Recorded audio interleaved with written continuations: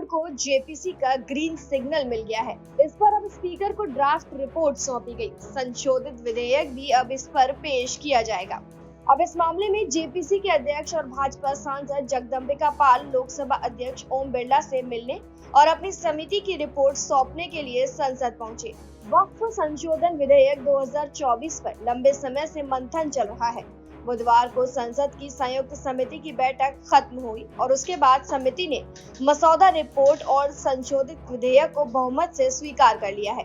इससे पहले वक्फ बोर्ड को लेकर जेपीसी की बैठक हुई थी और इस बैठक में ड्राफ्ट रिपोर्ट और संशोधित बिल को स्वीकार किया गया। वक्फ बोर्ड के जेपीसी सदस्यों के बीच वोटिंग हुई। संशोधित बिल और ड्राफ्ट रिपोर्ट के पक्ष में 16 और विपक्ष में 11 वोट पड़े।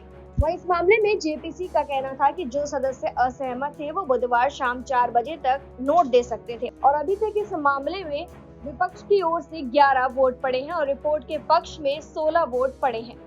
वहीं टीएमसी के 2 सांसद कल्याण बनर्जी और नदीमुल हक ने इस मामले में असहमति नोट दिया है। इसके अलावा ए राजा, संजय सिंह और अरविंद सावंत ने भी असहमति नोट दिए हैं। विपक्षी सांसदों में कुछ ने अपनी असहमति जताई और इसे अलोकतांत्रिक बताया है। उन्होंने दावा किया कि उन्हें अंतिम रिपोर्ट का अध्ययन करने और अपने असहमति नोट तैयार करने के लिए बहुत कम समय दिया गया। शिवसेना यूबीटी सांसद अरविंद सावंत ने कहा कि सभी विपक्षी सदस्य अपनी असहमति देंगे। इससे पहले केंद्रीय अल्पसंख्यक मामलों के मंत्री किरेन रिजिजू ने वक्फ संशोधन विधेयक 2024 को लोकसभा में पेश किया था। उसके बाद 8 अगस्त 2024 को इसे संयुक्त संसदीय समिति यानी कि जेपीसी के पास भेजा गया था। इस विधेयक का उद्देश्य वक्फ संपत्तियों को विनियमित और प्रबंधित करने से जुड़े मुद्दों और चुनौतियों का समाधान करने के लिए वक्फ अधिनियम 1995 में संशोधन करना है।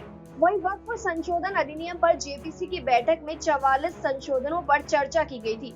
बीजेपी की अगुवाई में एनडीए सांसदों के 14 संशोधनों को स्वीकार कर लिया गया था, जबकि विपक्ष के संशोधनों को सिरे से खारिज कर दिया गया था।